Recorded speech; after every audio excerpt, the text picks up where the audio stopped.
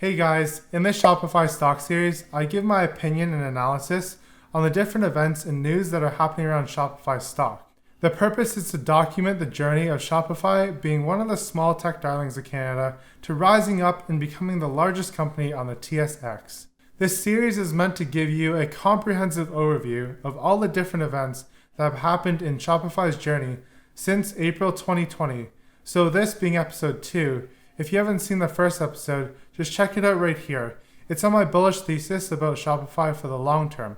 I encourage you to check this video because it gives you a good overview of what Shopify is doing and what are the bullish points about the business that are going to propel them to becoming possibly a $1 trillion company in the future. So if you want, you can check it out afterwards, or you can just pause the video right now and go check it out. Okay, now that you're back, let's get right into it.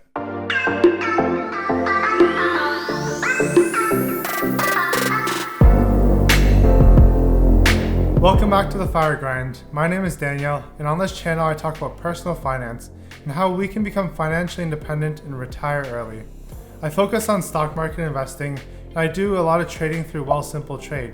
So if you haven't heard of this platform, it's Canada's first $0 commission fee platform. And if you want to sign up for it, you can get $5 for free if you invest $100. There's a link in the description below. In today's video, we've got a lot to cover about Shopify, as there's been huge price movements in the stock recently.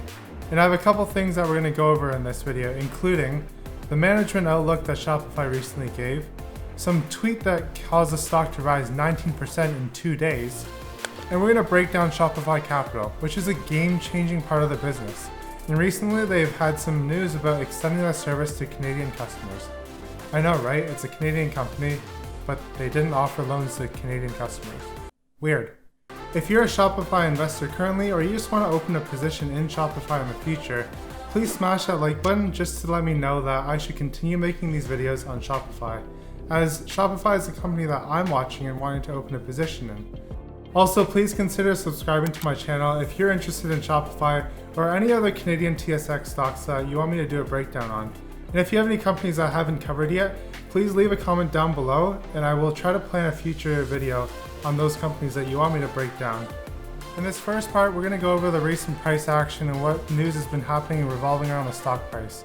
If you're interested in more of the news that's happening, just click on this timestamp, which I'm going to put on the screen right now. So recently, Shopify actually became Canada's second most valued company just for a day or so, and they surpassed TD Bank, and they're only second to Royal Bank. But as of April 21st, they actually dropped back down to third. Not too bad for a company that's only been public for 5 years. And when Shopify IPO'd in 2015, their market cap was $1.27 billion. This is in US dollars, and today they're valued at $68.3 billion. So basically, they've increased their market cap by 53 times their original value. In the past month alone, Shopify stock has skyrocketed and doubled in price from its lows to its highs. So its lows was $476.38, and since then it's skyrocketed up to $945.36. This is a total gain of 98.4% within 1 month alone. No other stock has really done this except for maybe Tesla. But as for what should you do as Shopify stock, TheStreet.com has recommended that maybe it's time to take profits if you're an investor in Shopify. And if you're looking to open a position, it's possible that the stock is actually starting to fall, because as of today, we actually saw a reversal in the stock. And the stock was up 5.5% in the opening, but it ended down 6.37% to close the day out. However, this move downward is actually due to a broader market sentiment, as the entire stock market actually fell today around 2%. And now for some company news. On April 1st, the company gave an update as to where they see the revenue outlook being for the next quarter. And they said that the revenue would be in line or actually exceed expectations. And this is crazy considering that we're in a pandemic situation and everyone's in self-isolation and really not much business is going on. Basically, the whole economy has come to somewhat of a halt. And no, some of you might think this is an April Fool's joke, but this is actual official news, and if they gave this as an April Fool's joke, they would probably be sued like Elon Musk. And we've seen in the news recently that a lot of companies are actually revising their estimates and bringing down those estimates of what they believe this quarter's revenue will look like. But one thing you should also know is Shopify actually retracted their full year outlook because of all the uncertainty in the market. For the short term, they have a fairly good prediction because I think they see the trends and all the data that's coming in. But for the long term, it's hard for them to predict 1 year out what's going to happen. And now for the tweet that caused Shopify stock to jump 19% in 2 days. On April 16th, Jean-Michel Lemieux released a tweet, and this is what it reads. As we help thousands of businesses to move online, our platform is now handling Black Friday level traffic every day. It won't be long before traffic has doubled or more. Our merchants aren't stopping, neither are we. We need to scale our platform. So this is showing the strength that Shopify is having in this whole period of COVID-19. And Shopify stock is actually not the only one that's doing well in this time, as other e-commerce companies, their stocks are also moving in the same type of pattern. If we overlay Amazon stock on top of Shopify stock, we can actually see a pretty similar pattern here. And this kind of validates the price movement in Shopify, as they're not the only e-commerce giant that's actually propelling upwards because of this whole COVID-19 situation. This shows that there's a strong momentum for online sales, and we know that people can't go out, so it makes a lot of sense. But we don't quite yet have the data, but there is a lot of news revolving around how online sales are surging. If you haven't seen, Amazon recently is hiring 75,000 new workers to help them with the increasing demand of e-commerce sales. So just a tip, if you're watching Shopify stock, you might also want to watch Amazon as they track quite closely. And now for Shopify Capital. Shopify Capital, I believe, is the dark horse of their business. A lot of people won't see this business rising and becoming one of the major growth trajectories for Shopify stock in the future. As we know that financial institutions, they get a good healthy profit out of giving loans out to consumers or businesses. However, Shopify Capital is focusing purely on businesses, and with their mass amounts of data, they're able to pick and choose who they give loans out to and charge a good, healthy interest rate on those loans with a confidence that they're going to get their money back. So in 2019 alone, they offered $72.4 million in loans, and this is compared to $50.7 million in loans that they did in 2018. This is a 50% growth year over year. And as more companies come online, and also as these companies that are currently on their platform expand, Shopify Capital will also expand with them. And currently, people report that they're getting about a 10% to 13% interest rate that Shopify is offering them on their loans. And this is a huge, healthy, fat margin that Shopify has on these loans.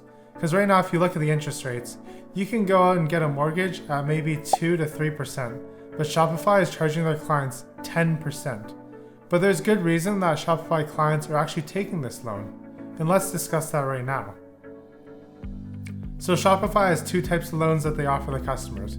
One is a fixed term loan for 12 months, and the other one is a merchant cash advance. And with both these loans, there's probably a different interest rate, with the cash advance being a higher interest rate as they don't actually have a fixed payback period. These loan amounts range from $200 to $1 million USD, and for Canadian customers, it's $200 to $500,000 Canadian. Now we're going to dive a bit deeper on Shopify's interest and how it all works.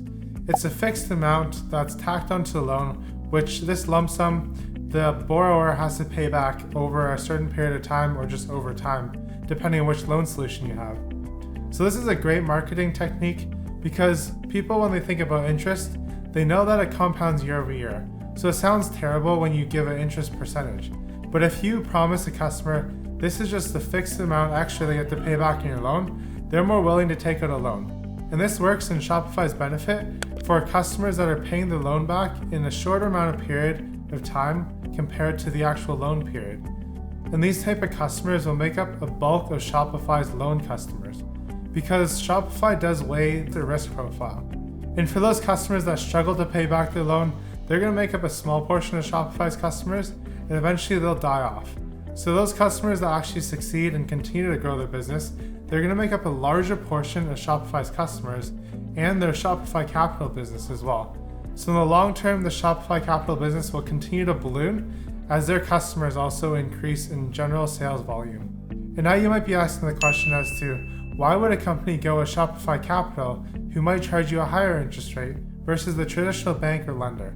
And the reason is because Shopify Capital will approve your application a lot quicker than a traditional lender like a bank or maybe third-party lender. And this is because Shopify has all your data and understands how your store performs and can do a comprehensive risk analysis so that they can approve your loan a lot quicker than other people can. So if you're a business swaying Shopify Capital with their higher interest rate but quicker turnaround time versus a traditional lender which might take a month or so to approve your line of credit, you definitely would choose Shopify because in business, time is money. And we know that if you can get your money sooner, you can scale your business quicker. And if you're a business that's scaling right now, this could hinder your growth if you go with a traditional lender by 10 to 20%. Because as you scale, basically time is money and you want to scale as quick as possible because you're trying to capture market share and take that away from your competitors.